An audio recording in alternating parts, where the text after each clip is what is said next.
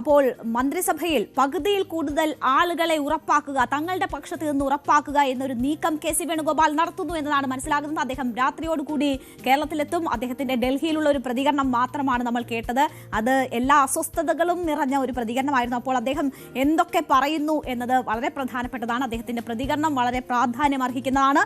അതിനപ്പുറം അദ്ദേഹം നടത്തുന്ന ചർച്ചകൾ, മന്ത്രിസഭയിൽ അദ്ദേഹത്തിൻ്റെതായി വരുന്ന നോമിനികൾ, പകുതിയിലധികം പേരെ തങ്ങൾക്കൊപ്പം ആക്കാനുള്ള ശ്രമം, ഇതൊക്കെ ഏത് തരത്തിൽ ചർച്ചകളെ കൊണ്ടുപോകുന്നു എന്നത് വളരെ പ്രധാനപ്പെട്ടതാണ്. അപ്പോൾ ഈ മന്ത്രിസഭ, പുതിയ മന്ത്രിസഭയുടെ ചർച്ചകൾ വളരെ സജീവമാകുമ്പോൾ ആരൊക്കെ ആയിരിക്കും മന്ത്രിസഭയിൽ ഉണ്ടാവുക എന്ന ചോദ്യം വളരെ പ്രധാനപ്പെട്ടതാണ്. അതിൽ ഗ്രൂപ്പ് സമവാക്യങ്ങൾ ഉറപ്പാക്കാനുള്ള വലിയ ശ്രമം ഒരു ഭാഗത്ത് നടക്കുകയാണ്. ഏതൊക്കെ തരത്തിൽ ഗ്രൂപ്പ് സമവാക്യങ്ങൾ വന്നാലും എന്തായാലും പുതുമുഖങ്ങൾ നിറഞ്ഞ ഒരു മന്ത്രിസഭയായിരിക്കും ഉണ്ടാവുക എന്ന കാര്യത്തിൽ യാതൊരു സംശയവുമില്ല. അതിൽ യുവാക്കളുടെ എണ്ണവും കൂടുതലായിരിക്കും എന്ന് തന്നെയാണ് നമുക്ക് ലഭിക്കുന്ന വിവരങ്ങൾ. അപ്പോൾ ചർച്ചകൾ ഒരു ഭാഗത്ത് നടക്കുന്നു. ചാണ്ടി ഉമ്മനും മാത്യു കുഴൽനാടൻ തുടങ്ങിയ യുവ നേതാക്കൾ വളരെ പ്രാധാന്യത്തോടുകൂടി ഈ സാധ്യതാ പട്ടികയിൽ ഉൾപ്പെട്ടിട്ടുണ്ട്. മുഖ്യമന്ത്രി അടക്കം 21 മന്ത്രിമാരാണ് ഉണ്ടാവുക. ഇതിൽ മുസ്ലിം ലീഗിൽ നിന്ന് 5 മന്ത്രിമാർ ഇത്തവണ ഉണ്ടാകും എന്നതാണ് കരുതുന്നത്. അവർ അങ്ങനെ ഒരു ആവശ്യം തന്നെ മുന്നോട്ട് വെച്ചിരിക്കുന്നു.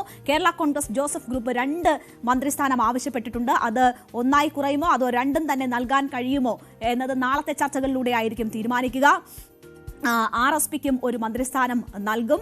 മുഖ്യമന്ത്രി ഉൾപ്പെടെ കോൺഗ്രസിന്റെ 11 മന്ത്രിമാർക്ക് സാധ്യത. അത് ഒരുപക്ഷെ ചിലപ്പോൾ 13 വരെയൊക്കെ ആകുമോ. എന്തൊക്കെയായാലും അതെല്ലാം നാളത്തെ ചർച്ചകളിലായിരിക്കും തീരുമാനമാകുക.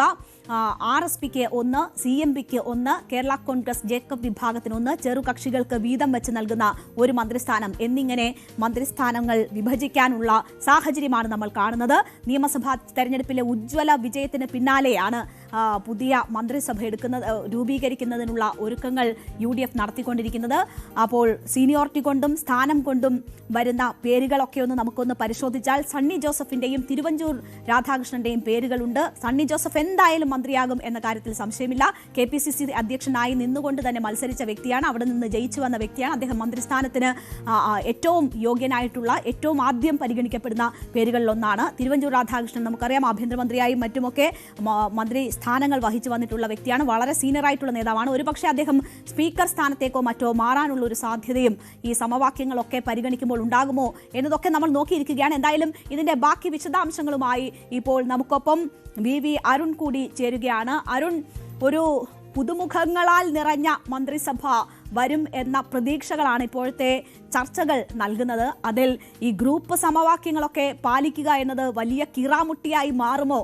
അത് നാളെ ആയിരിക്കും അറിയാൻ പറ്റുക. നാളത്തെ ചർച്ചകളിലായിരിക്കും അക്കാര്യങ്ങളൊക്കെ തീരുമാനിക്കപ്പെടുക. കെ.സി. വേണുഗോപാലിന്റെ വരവ് തന്നെ മന്ത്രിസഭയിൽ പകുതിയിലധികം ആളുകളെ തന്റേതാക്കി മാറ്റുക, അല്ലെങ്കിൽ തന്റെ ഭാഗത്തു നിന്നുള്ള ആളുകളെ ആക്കി മാറ്റുക എന്നതാണ് അദ്ദേഹം ഉദ്ദേശിക്കുന്നത് എന്നൊക്കെ വരുന്നുള്ള ചർച്ചകൾ നടന്നുകൊണ്ടിരിക്കുകയാണ്.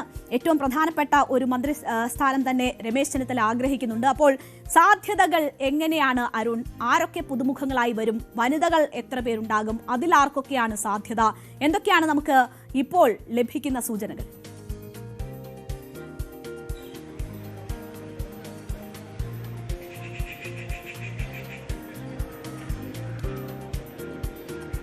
ലഡുക, പുതുമുഖങ്ങളും അതുപോലെ തന്നെ പരിചയസമ്പന്നരും ഉൾപ്പെട്ട നിരയാകുമെന്ന് ഉറപ്പാണ്.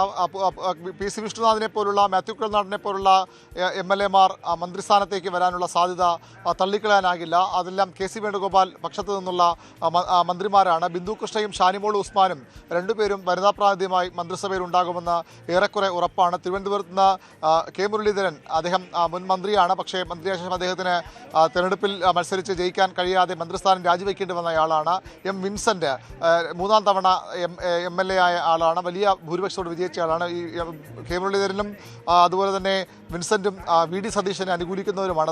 അതുകൊണ്ട് തന്നെ തിരുവനന്തപുരത്ത് നിന്ന് അവർ രണ്ടുപേരും മന്ത്രിസഭയിൽ ഉണ്ടാകുമെന്ന് ഏറെക്കുറെ ഉറപ്പാണ്. കൊല്ലത്ത് നിന്ന് ബിന്ദു കൃഷ്ണ മന്ത്രിസഭയിൽ ഉണ്ടാകാൻ തന്നെയാണ് സാധ്യത കൂടുതൽ. സാമുദായിക പരിഗണനയും ബിന്ദു കൃഷ്ണയ്ക്ക് അനുകൂലമാകും. ലിജു ആലപ്പുഴയിൽ നിന്ന് മന്ത്രിയാകാൻ സാധ്യതയുള്ള ഒരു പേരാണ്. നേരത്തെ സൂചിപ്പിച്ച പോലെ ചാണ്ടി ഉമ്മൻ മന്ത്രിസഭയിൽ എത്തുമെന്ന് ഏറെക്കുറെ ഉറപ്പിക്കാം. മറ്റ് ജില്ലകളിൽ നിന്നും പ്രധാനപ്പെട്ട ഗ്രൂപ്പുകളുടെ കണക്കനുസരിച്ച് കൂടിയാകും ഗ്രൂപ്പുകളുടെ ബജറ്റിൻ്റെ അടിസ്ഥാനത്തിൽ കൂടിയാകും മന്ത്രിസഭാ രൂപീകരണത്തിലേക്ക് കടക്കുക. UDFിൻ്റെ മന്ത്രിമാരുടെ കാര്യത്തിലും ഏറെക്കുറെ തീരുമാനമാകുന്നു. UDF യോഗം ഇന്ന് ചേർന്നെങ്കിലും അതൊരു ഔപചാരിക യോഗമായി മാത്രം അവസാനിക്കുകയായിരുന്നു. വിശദമായ ചർച്ച നാളെ ഉഭയ ചർച്ച എല്ലാ കക്ഷികളുമായി നാളെ രാവിലെ 10 മണിക്ക് ചർച്ച ആരംഭിച്ച വൈകുന്നേരത്തോടുകൂടി മന്ത്രിസഭാ രൂപീകരണ ചർച്ചകൾ അവസാനിപ്പിക്കാമെന്ന പ്രതീക്ഷയാണ് UDF ക്യാമ്പിന് ഉള്ളത്. മുഴുവൻ ക്യാബിനറ്റ് സമ്പൂർണ്ണ ക്യാബിനറ്റ് തിങ്കളാഴ്ച രാവിലെ 10 മണിക്ക് സത്യപ്രതിജ്ഞ ചെയ്യുന്ന തരത്തിലാണ് ഇപ്പോൾ കാര്യങ്ങൾ മുന്നോട്ട് പോകുന്നത്. VD സതീശൻ്റെ നിലപാടും ആഗ്രഹവും അതായിരുന്നു. അതനുസരിച്ച് ആ ക്യാബിനറ്റിൻ്റെ സത്യപ്രതിജ്ഞ ഉണ്ടാകും. എങ്കിൽ നാളെ തന്നെ ചർച്ചകൾ പൂർത്തിയാക്കും. 11 മന്ത്രിമാരാണ് 2011 ഉമ്മൻചാണ്ടി മന്ത്രിസഭയിൽ കോൺഗ്രസിന് ഉണ്ടായിരുന്നത്. ഇത്തവണയും ആ 11 ഉണ്ടാകുമെന്ന് ഉറപ്പാണ്. ഒരു മന്ത്രിസ്ഥാനം കൂടി കോൺഗ്രസ് ആഗ്രഹിക്കുന്നുണ്ട്. അത് സാധ്യമാകുമെന്ന കാര്യത്തിൽ വ്യക്തതയില്ല. അതിന് പുറമെ സ്പീക്കർ, ഡെപ്യൂട്ടി സ്പീക്കർ സ്ഥാനങ്ങളും കോൺഗ്രസിന് തന്നെ ആകും. ലീഗിന് 5 മന്ത്രിമാരുണ്ടാകും. കഴിഞ്ഞ തവണ 5 മന്ത്രിമാരാണ്. അതിൽ കുറയാൻ ഒരു സാധ്യതയുമില്ല. അതിന് പുറമെ ഡെപ്യൂട്ടി സ്പീക്കർ സ്ഥാനം, ചീഫ് വിപ്പ് സ്ഥാനമൊക്കെ ലീഗ് ആവശ്യപ്പെടുന്നുണ്ട്. പക്ഷേ ഇത് നൽകാനുള്ള സാധ്യത വിരളമാണ്. 7 MLA-മാരുള്ള കേരള കോൺഗ്രസ് വിഭാഗത്തിന് 2 മന്ത്രിമാരാണ് അവരുടെ ആവശ്യം. പക്ഷേ അവർക്ക് ഒരു മന്ത്രിയെ മാത്രം നൽകാനാണ് സാധ്യത തെളിയുന്നത്. പകരം ഒരു ചീഫ് വിപ്പ് സ്ഥാനം കൂടി നേരത്തെ LDF സർക്കാരിൻ്റെ കാലത്ത് കേരള കോൺഗ്രസ് എമ്മിനും ചീഫ് വിപ്പ് പദവി നൽകിയിരുന്നു. അതുപോലെ തന്നെ UDFിൽ കേരള കോൺഗ്രസിന് ചീഫ് വിപ്പ് പദവി ലഭിക്കാൻ ഇടയുണ്ട്. മറ്റ് RSPയിൽ നിന്ന് ശിബു ബേബി ജോൺ മന്ത്രിയാകും. CMBയിൽ നിന്ന് CMBയുടെ CP ജോൺ മന്ത്രിയാകും. മാണി സി കാപ്പ്, അനൂപ് ജേക്കബ്, കേരള കോൺഗ്രസ് ജേക്കബിൻ്റെ അനൂപ് ജേക്കബ് മന്ത്രിയാകും. അതുപോലെ തന്നെ മാണി സി കാപ്പൻ അതുപോലെ തന്നെ KK രമ എന്നിവർക്ക് ഒരുപക്ഷെ 2.5 വർഷം വീതം മന്ത്രിസ്ഥാനം വീതിച്ചു നൽകാനാകും തീരുമാനം. അങ്ങനെ എല്ലാ ഘടകകക്ഷികൾക്കും ഒരു പരിഗണന നൽകാൻ കോൺഗ്രസ് നേതൃത്വം ശ്രമിക്കുമെന്ന സൂചനയാണ് പുറത്തു വരുന്നത്. 11 സീറ്റ് മന്ത്രിസ്ഥാനം കോൺഗ്രസ്, ഒരുപക്ഷെ അത് 12ലേക്ക് പോയാൽ ഇതിലേതെങ്കിലും ഒന്നിൽ മാറ്റം വരാം, കുറവ് വരാം. അങ്ങനെ വന്നാൽ ഈ വിഭജനം ടേം വ്യവസ്ഥയിലുള്ള മന്ത്രിമാരുടെ എണ്ണം കൂടുകയും അതിന് പകരം കോൺഗ്രസ് ഒരധികം മന്ത്രി എടുക്കുകയും ചെയ്യും. പക്ഷേ അതിന് സാധ്യത ഇപ്പോൾ വിരളമാണ്. ഘടകകക്ഷികളൊന്നും പിണക്കാതെ മുന്നോട്ട് പോകാനാകും കോൺഗ്രസ് നേതൃത്വം VD സതീശൻ തീരുമാനമെടുക്കുക. കാരണം ഘടകകക്ഷിയുടെ വലിയ പിന്തുണയാണ് ഈ മുഖ്യമന്ത്രി സ്ഥാന ലബ്ധിയിൽ അദ്ദേഹത്തിന് തുണയായത്. അതിനാൽ ഘടകകക്ഷികളെ പിണക്കാതെ ഒറ്റക്കെട്ടായ തീരുമാനമെടുത്ത് പോകുമെന്നൊരു പ്രതികരണമാണ് ഈ ദിവസങ്ങളിലൊക്കെ കോൺഗ്രസ് ക്യാമ്പിൽ നിന്ന് VD സതീശിൽ നിന്നുമൊക്കെ ഉണ്ടാകുന്നത്. ഇതാൽ നാളെ രാവിലെ ഉഭയകക്ഷി ചർച്ച ആരംഭിക്കും. വൈകുന്നേരത്തോടു കൂടി അത് തീരുമാനമാക്കി നാളെ തന്നെ ഈ മന്ത്രിമാരുടെ എണ്ണം പ്രഖ്യാപനം ഉണ്ടാക്കാനാണ് കോൺഗ്രസ് ലക്ഷ്യമിടുന്നത്. തിങ്കളാഴ്ച സമ്പൂർണ്ണ ക്യാബിനറ്റിന്റെ സത്യപ്രതിജ്ഞയും ഉണ്ടാകും. വി അരുണാണ് വിവരങ്ങൾ നൽകിയത്. അപ്പോൾ ഇതൊക്കെയാണ് സാധ്യതാ പട്ടികയിൽ ഉള്ളവർ. ഇതിൽ നിന്ന് 21ലേക്ക് മുഖ്യമന്ത്രി ഉൾപ്പെടെ 21ലേക്ക് ചുരുക്കേണ്ടുന്നതാണ്. അതിന്റെ ചർച്ചകളായിരിക്കും നാളെ നടക്കുക. അതിൽ എല്ലാവരെയും സംതൃപ്തരാക്കുക എന്ന ഒരു ഫോർമുലയിലേക്ക് എത്തുക എന്നതാണ് ഏറ്റവും പ്രധാനപ്പെട്ട കാര്യം. അതിന് എത്ര സമയമെടുക്കും, എത്ര നേരം ഈ ചർച്ചകൾ നീണ്ടുപോകും എന്നതൊക്കെ വളരെ പ്രധാനപ്പെട്ടതാണ്. ലീഗ് 5 മന്ത്രിമാരെ ചോദിക്കുന്നുണ്ട്. അതിനുള്ള സാധ്യതകൾ എത്രമാത്രം, അത് അനുവദിക്കുകയാണോ?